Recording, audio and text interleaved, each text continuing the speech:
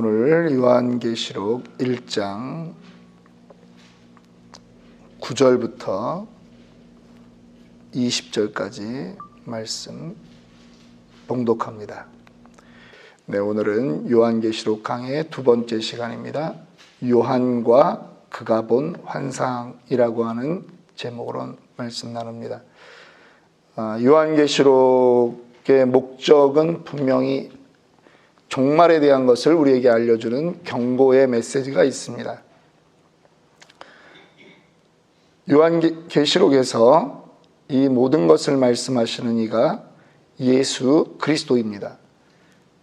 그래서 요한계시록의 1장 1절은 예수 그리스도가 계시하신 것으로 그렇게 선언하고 있습니다. 예수 그리스도의 계시입니다. 예수 그리스도가 열어주셔야, 보여주셔야 우리가 깨달을 수 있는 것입니다. 우리 기독교는 참선의 종교가 아닙니다.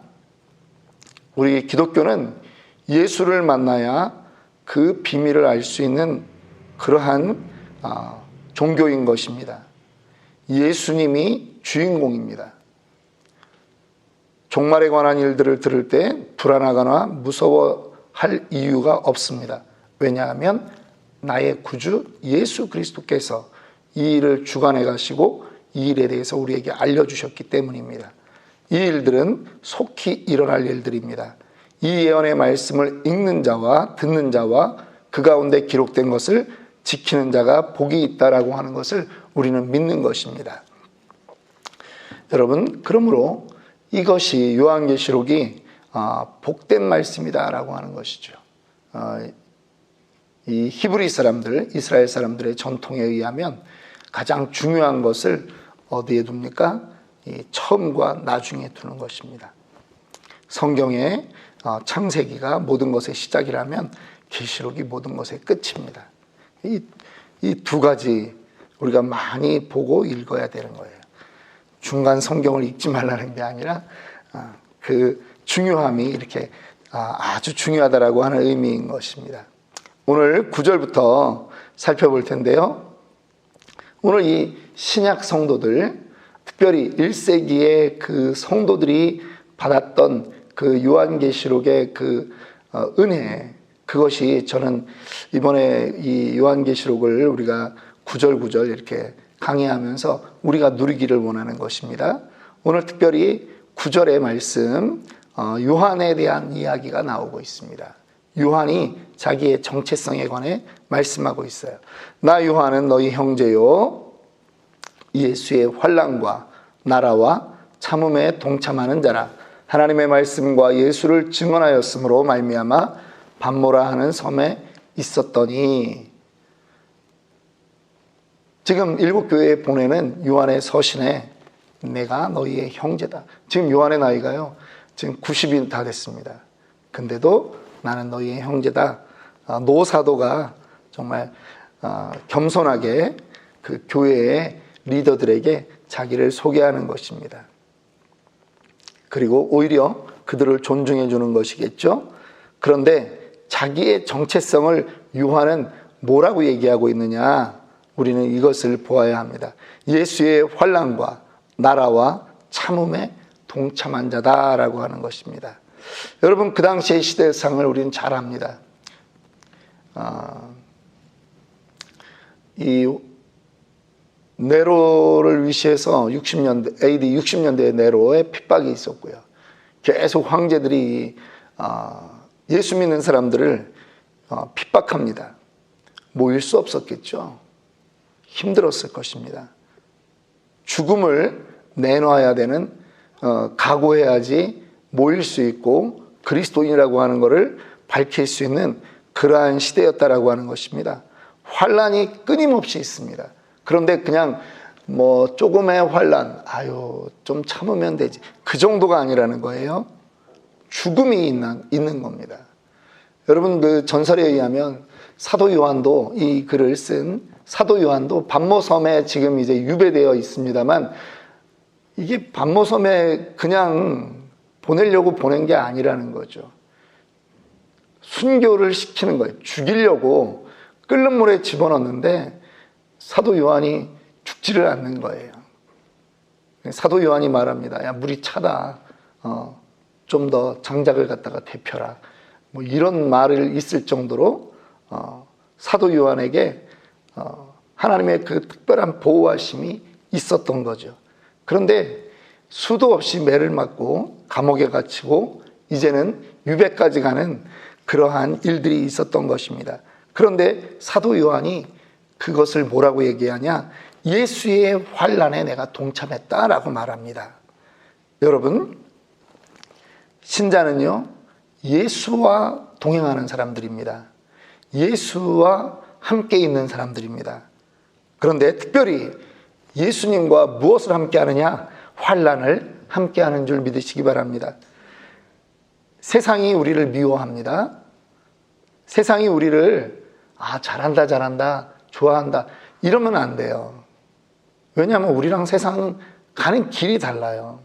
요한복음 15장 19절에 말씀합니다. 너희가 세상에 속하였으면 세상이 자기의 것을 사랑할 터이나 너희는 세상에 속한 자가 아니요 도리어 세상에서 나의 택함을 입은 자인 고로 세상이 너희를 미워하느니라. 모양은 다를지라도 그리스도인에게는 늘 환난이 있다라고 하는 것입니다. 환난이 없으면 우리가 잘못 살고 있는 것입니다. 예수 쉽게 믿으면 안 됩니다. 뭔가 잘못된 것입니다. 기독교 역사에는 늘 핍박이 있었습니다. 일시적으로 중세의 그 시대를 제외하고는 예수를 믿는 사람들에게 이 세상은 늘 핍박을 했습니다. 우리 한국만 생각해봐도 그렇습니다. 27살에 토마스 선교사가 대동강변에 왔을 때 핍박이 아니라 그냥 단칼에 목이 날아가는 그러한 죽음을 겪었습니다. 일제시대에 수많은 기독교인들이 예수를 믿는다라고 하는 것 때문에 죽임을 당했습니다. 고문을 당했습니다. 한 3년 전쯤 되네요. 19년 10월 달에 한국에 가서 우리 침례교 가장 그 오래된 교회들, 지금 그러니까 약 130년 정도 된 교회들을 탐방할 수 있었습니다. 근데 그 교회, 그 저쪽 칠산이라고 하는데 이제 금산, 논산 이 지역 쪽이에요. 근데 거기에 가보니까 순교 기념비가 있더라고요. 거기 목사님 한 분이 일제시대 때 원산 형무소로 끌려가셨는데 나중에 해방이 되고 집으로 돌아왔어요. 거적에 실려가지고. 근데 온몸에 살갗을 다 벗겼더라는 거죠. 일본 애들이 그렇게 이제 고문을 했는데도 예수를 부인하지 않은 거예요. 일제시대에 안 죽었기 때문에 순교자 명단에 안 올라갔는데 그 다음에 와가지고 3년 동안 거동을 못하고 그 교회에서 돌아가셨어요. 그래서 침례교회에서 후에 이분을 순교자로 그렇게 세웠습니다. 6.25 때도 고통이 있었습니다. 예수 믿기 때문에 총 맞아 죽어야 되는 사람들이 있었습니다. 제가 70년대에 예수를 믿었는데 저희 집이 그 성남 모란이라고 버스 정류장 옆에 있었습니다. 근데 장사하고 있는 집인데 그 지금 이제 분당, 판교 이런 곳에는요, 옛날에는 전부 다 소 키우고 소 키우고 돼지 키우고 닭 키우는 사람들이 많이 살았어요. 농사 짓는 곳이었어요. 그런데 그 안에 어떤 분들이 있냐 하면 그 작은 교회를 섬기려고 새벽에 이 새벽 예배 가는 거예요. 근데 남편들이 그 당시에 참 못 배웠고 그런 시대 아닙니까? 먹고 살기 힘든 시대. 근데 아내가 먹고 살기도 힘든데 그 당시엔 또 교회 주일날 갈 때 성미라고 하는 걸 갖다 또 내곤 했습니다. 목사님들, 사역자들 식사할 수 있도록. 헌금 갖다 준다, 쌀 갖다 준다 그래서 와이프를 그렇게 때리는 사람들이 많았었어요.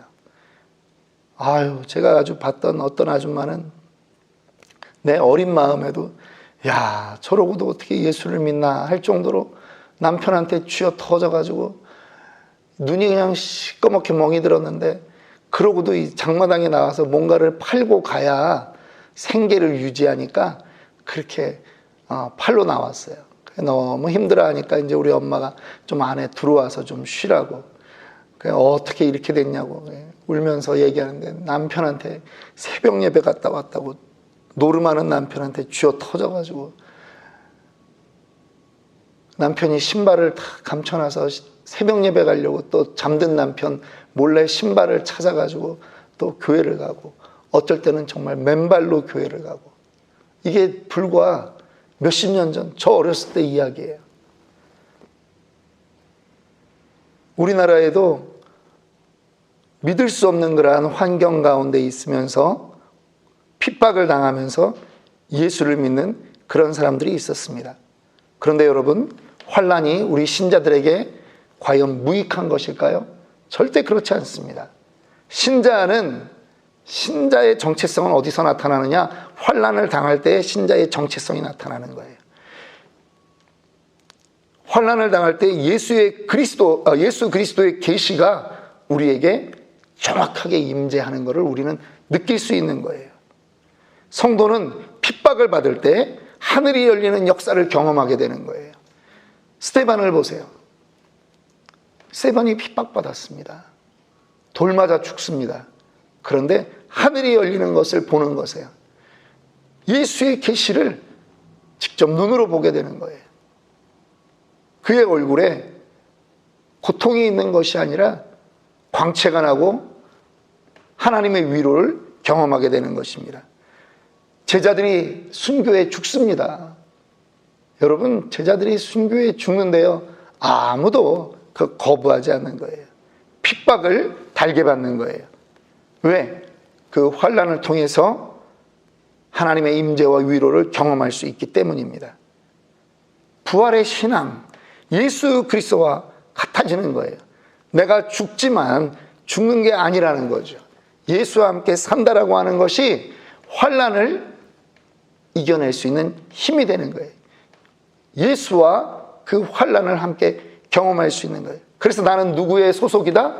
예수의 나라에 소속된 백성이다라고 하는 것이 무엇으로 증명되느냐? 환난으로 증명되는 것을 믿으시기 바랍니다. 그 참음을 예수와 함께 참는 거예요. 오늘 이 9절 말씀, 예수의 환난과 나라와 참음에 동참하는 자라, 이 한 구절이 신자의 정체성이라고 하는 거예요. 예수의 환난, 예수의 나라, 예수와 함께 참는 것, 거기에 동참하는 거예요. 예수님이 십자가 고통을 참으셨습니다. 우리 역시 그것에 동참하는 것입니다. 어떻게 동참할 수 있습니까? 예수님이 말씀합니다. 내가 전에 죽었었노라. 그런데 18절 말씀, 나는 지금 살아있는 자다라고 하는 거죠. 여러분, 죽음이 우리에게 두렵지 않은 이유가 있습니다. 우리가 부활하기 때문입니다. 예수 그리스도께서 볼지어다 이제 세세토록 살아있어 사망과 음부의 열쇠를 가진 것, 그 주님의 계시가 오늘 우리에게 임하기 때문에 우리가 죽음을 두려워하지 않을 수 있는 것입니다.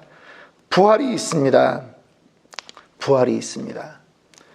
참을 수 있습니다. 디모데후서 2장 11절 12절 말씀입니다. 미쁘다 이 말이여, 우리가 주와 함께 죽었으면 또한 함께 살 것이요, 참으면 또한 함께 왕노릇할 것이요, 우리가 주를 부인하면 주도 우리를 부인하실 것이라. 우리의 참음은 그냥 참아야지 이게 아니라는 거예요. 우리의 뒤에 뭐가 있다? 예수님이 부활하신 것처럼 나도 부활한다. 우리는 예수의 사람입니다. 예수의 참음과 동참하는 사람입니다. 그런데 이 요한에게 이 놀라운 그 체험이 생기는 그 일이 언제 일어나느냐? 10절 말씀 봅니다. 주의 날에 내가 성령에 감동되어 뇌 뒤에서 나는 나팔 소리 같은 큰 음성을 들으니, 여러분, 이 주의 날에 요한이 하나님의 계시를 듣게 되는 것입니다. 환상을 보게 되는 것입니다. 요한계시록 전체에 약 4번에 걸쳐 요한이 환상을 보게 됩니다. 오늘 그 첫 번째 환상인데요. 오늘은 예수 그리스도에 대한 그러한 모습을 요한이 보게 되는 것입니다. 그런데 그날이 언제냐? 주의 날이에요. 주의 날은 언제냐? 부활의 날이라고 하는 것입니다. 우리가 오늘 주일날 모이는 거는요, 단지 그냥 어느 날 하루를 이렇게 정한 것이 아니에요. 신약시대까지 살았던 히브리 민족은, 이스라엘 민족은 무슨 날을 지켜요? 안식일을 지키는 거죠. 오늘날로 말하면 토요일이에요. 그런데 우리는 신약 백성 때부터 기독교인들은 무슨 날을 지키느냐? 예수의 부활의 날을 지키는 거예요. 그날이 우리에게 우리의 정체성을 회복시켜주는 날이라고 하는 것입니다. 성도에게 주의 날, 이 주일은 우리 신앙의 핵심을 알려주는 날이에요. 우리가 그날을 기억하고 예배의 자리로 나오는 것입니다. 혼자 예배 드리는 것 아닙니다. 두세 사람이 내 이름으로 모인 그곳에 나도 너희와 함께 할 것이다 라고 하는 약속을 붙들고 나오는 것입니다.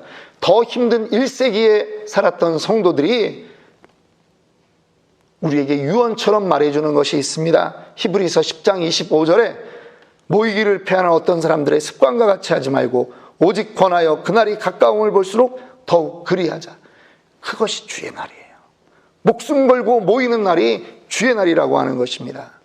코로나가 우리에게 위협이 되는 것이 이유가 있어요. 바로 이 코로나가 성도의 주일 개념을 완전히 무너뜨리고 있다라고 하는 것입니다. 모임에 대한 개념을 무너뜨리고 있다라고 하는 것입니다. 사탄은요, 기독교를 무너뜨릴 때 어디를 치면 되는지 영적인 그러한 존재이기 때문에 잘합니다. 모이지 못하게 하는 거예요. 주일을 흐트러뜨리는 거예요. 주일날 이 개념을 없애는 거예요. 주일날 집에 있어도 줌으로 다 되잖아요. 그리고 사람들이 말합니다. 매일 주일같이 지내는 거지 그걸 꼭 주일날 교회까지 가야 되냐. 매일을 주일처럼 경건하게 살면 되지 주일날 그렇게 모여야 되냐. 여러분 이런 말 들어보셨죠? 그런데요, 제가 다시 질문합니다. 그런 말 하는 사람 중에 주일을 제대로 지내는 사람 정말 보셨습니까? 신앙생활 제대로 하는 사람 보셨습니까? 거짓말이에요. 거짓말이에요. 매일을 주일처럼 지낸다고요? 천만의 말씀이에요. 우리는 그럴 수 있는 존재가 아니에요.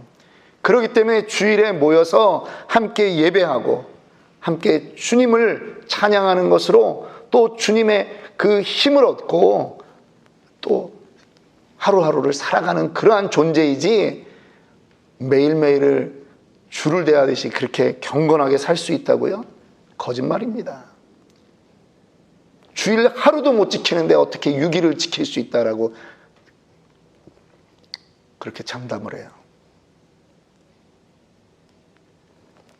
주일 하루도 하나님한테 온전히 못 바치는데 어떻게 6일을 하나님께 나는 바쳤다라고 얘기를 해요. 거짓말이죠.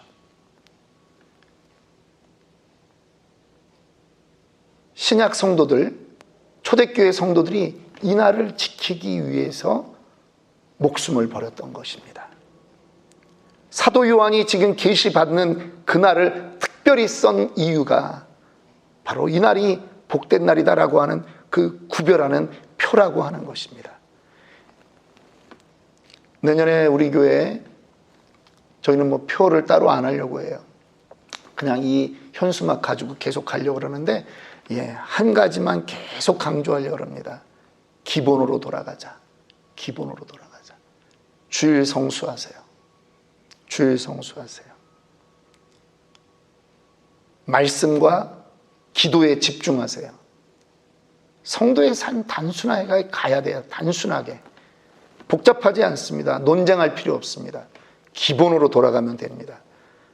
가끔 그런 추억이 아쉬울 때가 있습니다. 옛날에 저희 어렸을 때는 주일날 물건 사 먹지 않았습니다.